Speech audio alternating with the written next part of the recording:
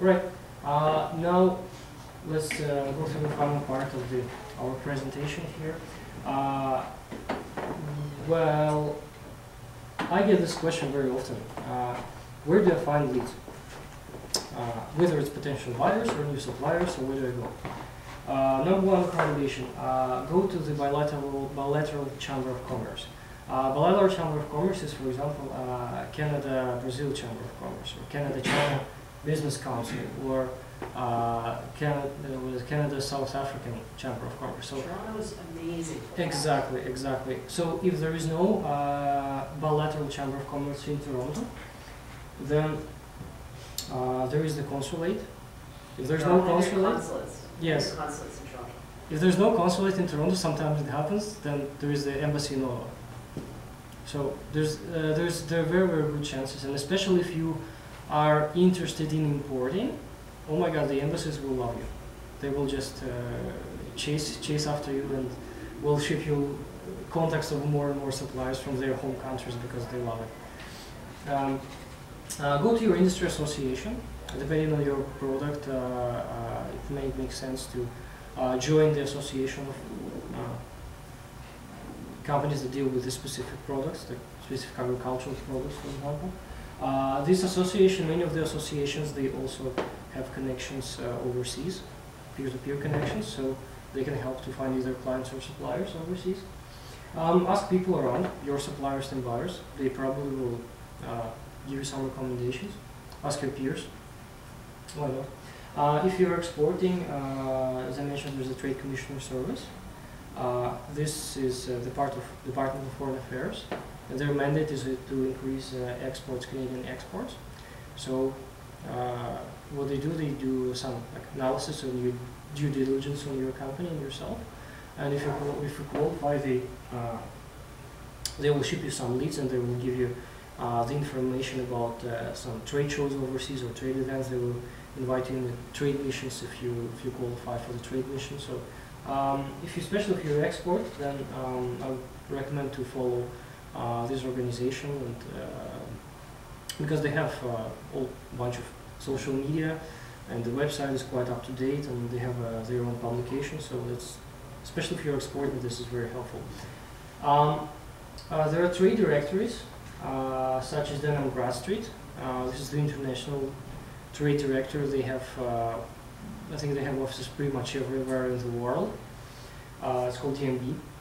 Scott's directories, they're mostly North American, but it's a very good source for if you look for business in the United States and Canada. If you look for suppliers or buyers, they have manufacturers, retailers, wholesalers, service providers, lots of things. And if you see, I put LinkedIn and internet on the last place, and it's not the coincidence, because that's really the case. There's a bunch of stuff going on social media and internet, but this is not the route that I recommend to take anybody to start with. And the reason why is we will cover fraud activities later. And if you don't meet the person, and the person is just a nickname on the internet, like how can you really trust the person? And the international trade is based on trust. Here's a couple of recommendations what to do, how to perform due diligence on a foreign supplier or buyer, doesn't matter. These are the 4 checks: credit check, reference check, background check, and criminal record check. When we talk about the difference of reference check and background check? Yeah, let me explain. So, when you talk about a credit check, first of all, credit check is something that is done by independent agencies. And Dun & Bradstreet, for example, they have credit checks of the companies, and there's a high chance that the company you're dealing with is included in there. If it's not there, then it's something to suspect about the company. Now, reference check is the... I have a question about, yeah. For example, I would like to import. Can I, from here, do a credit check internationally? Yes. Oh. Mm-hmm. So Dun & Bradstreet is an international company. Yes, yes. with offices in Toronto. Yeah. And everywhere in the world. So. Just to secure the suppliers. Yeah. Yeah, that's right. So now reference check is references are the contacts of the previous buyers or sellers of your yes. So if you're supplier or buyer, let's say if you look at the product in Brazil, for example, then you can request your potential supplier to give you one or two contacts of their clients. And what you do, you don't just tag them, you call them up. You make sure that they're really we're dealing with that supplier. Very employee. Yeah, exactly. And it's pretty straightforward. I use it all the time. I actually ask, like in my case, I ask many times to provide the references, but not just the reference, not any reference, but the reference from North America, whether from Canada or United States. That's what I do. I always call them up. Now, background check is a little bit different. The background is more of a check of a technical expertise, making sure that the company is really what it is, make sure that it exists, that it has the facility it claims to have. There are some creative ways to check that, and including the facility visit. There's no problem to do that and hire somebody overseas to perform a facility visit. Pretty much like counting how many. How many square meters the facility has. There are some cases like that too. And the criminal record check is not always, it's not applicable for all products, but if you deal with jewelry, for example, on any kind of precious stones, precious metals, that would be probably the good strategy if you also perform the criminal record check of the key contacts of your counterpart. Who can help? Local law firms. They're expensive, but depending on your situation, it may be feasible. Dun & Bradstreet, as we just mentioned, this is the global credit agency, and they have every single company in this world in their database. And if you're exporting, then Canadian Trade Commissioner Service can help you to get some of the contacts, some of the information for checks, for those checks. By the way, I haven't included here, but if you are buying from the overseas, if you are importing to Canada, it's also a good idea to get to the consulates or embassies, or economic department, and there's nothing wrong to give them a call or email and ask them how do you, let's say if you are supplying from India, how do you verify if this is a legitimate business in India? They will usually give the information to you. All right, now the most fun part of international trade. Unfortunately, this exists, and this exists a lot. And especially new importers and exporters, they don't have much experience, and they become victims of fraud very, very often. And we have to go one by one. I'll give you specific examples. First example, which actually is very, very common on LinkedIn and social networks, and if somebody gets your email or your website, so you usually get something like, I want to buy 10 containers of your products right now. Too good to be true. It's too good to be true. It doesn't happen this way. The next step of this, guys, as soon as you, if you get this, answer this inquiry, the next step of this, guys, would be to ask you for some like paperwork fee, which is like $100. You will pay $100. They will never show up again. That's what happened. Second one, you receive very large order, unreasonably fast. Pretty similar to the first case, but still, you'll notice the difference when it gets to this point. Sometimes it happens when. Huh? I have a question about fast. Yeah. I usually with your experience, but I don't know. Of course, each negotiation has life cycle, let's say, but yes. on average, like to import, export, what is It's a normal. Normal, no, because you can sell, let's say, food products, or you can sell some kind of satellite equipment. There are different decision makers involved, different timelines for decision making, and different value of goods. So there's no. Okay, this things is not fraud if you sell something online, and if you get orders like every single day, several orders a day through your website, that's fine.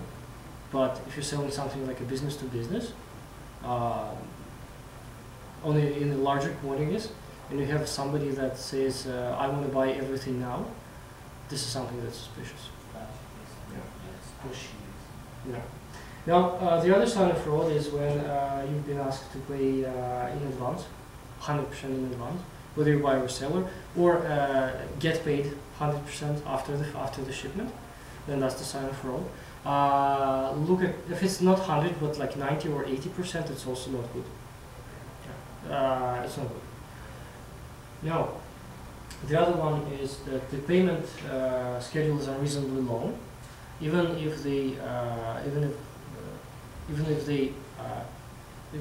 if your potential buyer will say, okay, we'll give you 30% advance payment, but you have to wait for 6 months after we pay you the rest. That's not a good sign. They'll probably pay it, but they'll just sell your goods and say goodbye. Now, you've been asked to pay a small amount of money in advance as legal fees or import permit application fees. This is exactly what I've just covered. Small amount of fees and they just go away. Normally, in the normal process, if there are legal fees or import permit application fees, in some cases they exist, the seller pay for them, and you just pay to the seller, but you pay kind of the whole amount, the total invoice. That includes this paperwork. You don't pay paperwork up front, and then you pay for the goods and so on. Couple of other items. You've been requested to put your personal property, for example, as a guarantee. That's not a good sign. Don't go with that. Potential buyer sellers claim that they work in the company, but they only provided you the generic mailbox like gmail.com or yahoo.com, and they provide you some kind of cell phone number or Skype number, but they still keep claiming that they are associated with the company.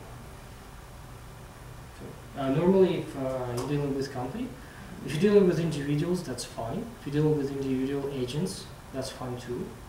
But if they say they work for, I don't know, Marriott Hotel or the government of United States, well, they cannot have Gmail account. They have very designated account that you can look up and you can associate it with the company.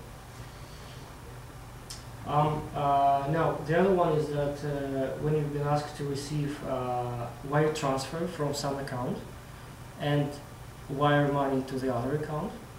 So this is actually what's called money laundering. There is a system that all the drug dealers and other bad guys are using. And fortunately, it involves innocent people this way. So they just ask them to get money and send the money, get money to their account, send money to the other account, and keep some kind of small margin. And so they have a lot of people, especially in developing countries, that it's good money for them, this small commission, but unfortunately it's used for laundering all this dirty money. So don't go with that. Finally, if you've been asked to provide your banking information or your sensitive personal information when you prepare your quote on the very initial stages of the negotiation before the contract, before the agreement is signed.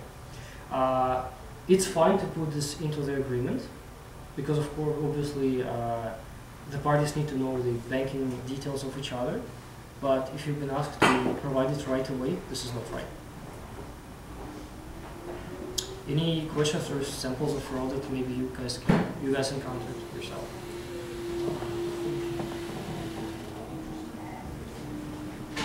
Right. You, Yep. pay The attention. example you were giving, Drug dealers, a bunch of, there are a lot of risks involved. That's why it's so important to trust.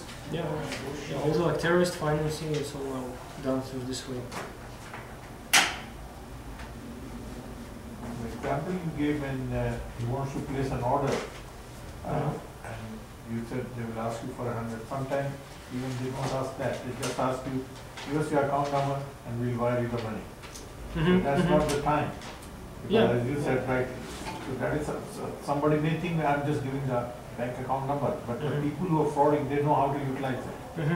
So unless all the legalities have been done, the bank account in particular Yep. should never be transferred. That's right. And keep in mind that there is the Canada anti-money laundering legislations, and all the banks, they have to comply.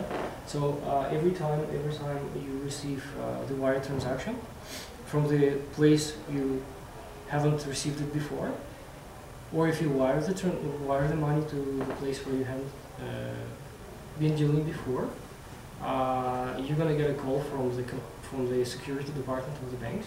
That's what happened to me with me many times.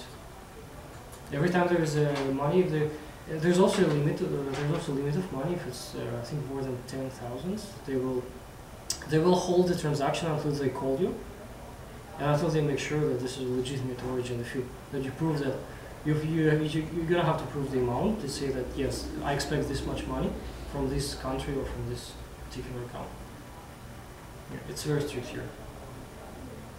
In the same case, if you wire money, you come to the bank, you cannot just say, yeah, this is the account. The teller will always ask you what kind of, what's the destination of this money, what's the purpose of this transaction. And if you don't show the invoice or some kind of documents, you're in trouble. Because they are allowed by law not to perform your transaction, because they don't have sufficient evidence that this transaction is legitimate. Yeah, it's all very strict. Any other concerns? But so as far as it's important to really like establish a professional connection, like no cell phones or like Gmail account, for example. Like, it doesn't look good. Like if you Yeah, wanna Gmail account really doesn't look be good. serious, you should have a website. Yes. Proper email, proper website. Be reachable. I have business cards. You should be able to contact. Yes. Yeah.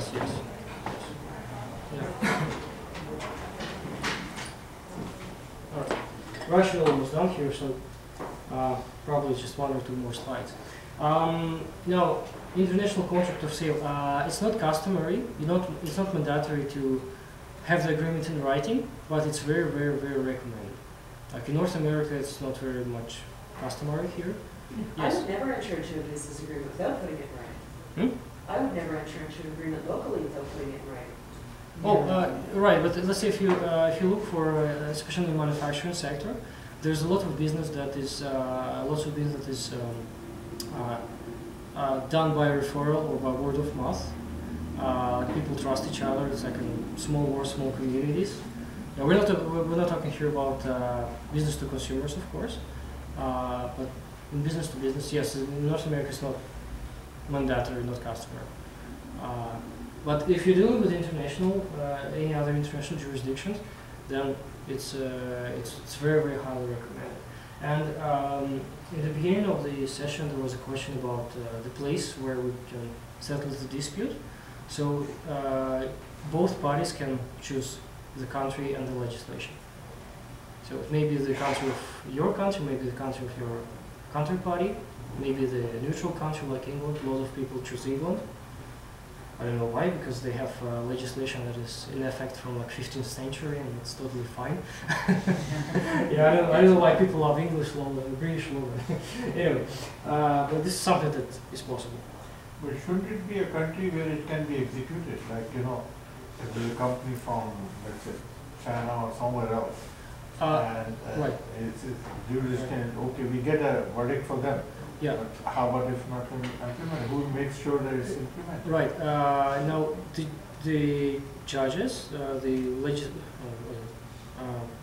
the court. The judge is not the implementation, right? They That's what I'm have saying. rulings. So if he gives Right. a ruling, even then- Now then it depends on the country. In some cases this is the police. In some cases this is the like for example in my country it would be probably the revenue agency that would implement this kind of service. In some cases, in some countries, there are special. There are courts, and there are so-called court decision implementation services. So these are the some services similar to police, but all they do is that they chase people who don't like pay after the court have them to pay. So it's up to the country. So we can involve a Canadian consulate, let's say, we imported some goods from somewhere and ultimately the decision was in our favor, but it's not being implemented. So will the government of Canada or the embassy will help us out? Yes. If you export Canadian goods, Yes. if you are in trouble, then yes, Canadian Foreign Affairs Department will intervene and will do. But again, they are very limited to the means. They cannot do any like Canadian forces for that, right? All their government even. Yes. So they can do like government because we had a really like terrible cases. Like we had people whose mines were, stolen. But anyways, handle the warranty refund very quickly for here. We spoke about warranty. Just make sure you can handle it. Always investigate all the complaints and do your lessons, learn your lessons from the complaints. Because next time maybe you can adjust your package or make sure it's safe. And pretty much that's all. I appreciate your time and question.